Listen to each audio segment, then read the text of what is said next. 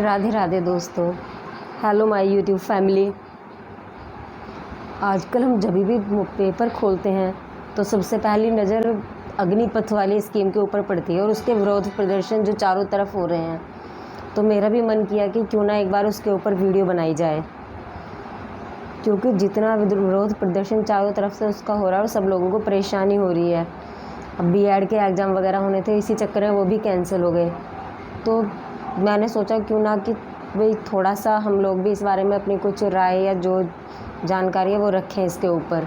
जो अग्निवीर या अग्निपथ स्कीम है, मैं इसके पक्ष या विपक्ष में कुछ भी नहीं बोल रही हूँ, लेकिन सिर्फ मैं इतना जानती हूँ कि अगर किसी भी युवा को जो हमारे देश के फ्यूचर हैं या जो सेना में भर्ती होना चाहते हैं, अगर वो इस चीज़ से नाखुश हैं या उन लोगों को ये पसंद नहीं है स्कीम या उनको इसमें अपना लॉस नज़र आ रहा है, तो शांतिपूर्ण तरीके से भी ये इसका आंदोलन कर सकते हैं या अपनी बात सरकार तक पहुंचा सकते हैं। क्या ये ज़रूरी है कि उसके लिए ट्रेन वगैरह में आग लगाई जाए या तोड़फोड़ की जाए? जो लोग इस तरह की तोड़फोड़ कर रहे हैं और इसका ये लोग ये नहीं समझ पा रहे हैं कि इसका फ़ायदा जो असामाजिक तत्व हैं वो ले जाएंगे। और जब साफ साफ उसमें ये भी कह दिया गया कि अगर कोई भी बंदा इनमें से अगर दंगे में शामिल है या लड़ाई झगड़े तोड़फोड़ में शामिल है तो उसको आगे कोई चांस नहीं दिया जाएगा। तो आप थोड़ा सा ये ध्यान रखिए कि भाई इस तरह का कोई भी काम ना किया जाए। अगर हम अपने देश की सेवा करना चाह रहे हैं तो ये ज़रूरी नहीं है कि उसके लिए आर्मी में ही शामिल हो या आर्मी में शामिल होने के बाद ही देश की सेवा। जो लोग लेखक हैं या वकील हैं या डॉक्टर हैं, वो भी अपनी अपनी तरीके से सब करने में लगे हुए हैं कि भाई हम अपने देश के लिए कुछ कर रहे हैं। और दूसरा क्या है ना कि जितने लोग सेना में जाने की तैयारी करते हैं या कुछ भी है, तो सभी लोग तो उसमें शामिल नहीं हो पाते हैं और ना सब लोगों का सिलेक्शन हो पाता है।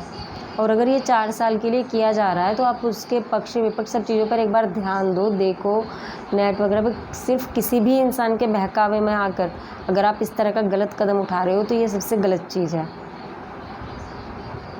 तो आप थोड़ा सा ध्यान रखिए कि आपकी वजह से दूसरे लोगों को भी परेशानी ना हो। अब मान लो ट्रेन में आग लगाते हैं, ट्रेन वगैरह की सर्विस कोई सरकारी या मोदी जी हैं या कोई भी, वो तो ट्रेन की सर्विस का फ़ायदा नहीं उठाते हैं। हम लोग आम आदमी के लिए ही ये सब बनी और हम ऐसा नहीं लगता कि हम अपनी ही चीज़ों को नुकसान पहुँचा रहे हैं। अब मान लीजिए हमारे घर का कोई मुखिया है, उसने कोई निर्णय लिया, कई बार घर के सभी लोग उसके निर्णय से सहमत नहीं होते, तो क्या हम अपने घर में भी तोड़फोड़ मचाते हैं? नहीं मचाते ना। शांतिपूर्ण तरीके से किसी के द्वारा या जो भी विरोध किया जाता है या उस चीज़ के पक्ष विपक्ष जो भी बताए समझाए जाते हैं कि भाई जो निर्णय लिया गया है उसका क्या फ़ायदा है, क्या नुकसान है। तो क्या हमारा देश हमारे परिवार जैसा नहीं है? उसके लिए भी तो हमें इसी तरह का फ़ायदा करना चाहिए ना कि भाई हम अपने देश के लिए क्या कर सकते हैं। अगर ये निर्णय आपको पसंद नहीं आ रहा है गवर्नमेंट का या कुछ भी है, तो आप अपनी तरह से आंदोलन करिए, लेकिन शांतिपूर्ण तरीके से। जहाँ तक मेरी समझ से मैं आपको सही चीज़ बता चुकी हूँ और आपको भी शायद सुन के अच्छा लगा होगा।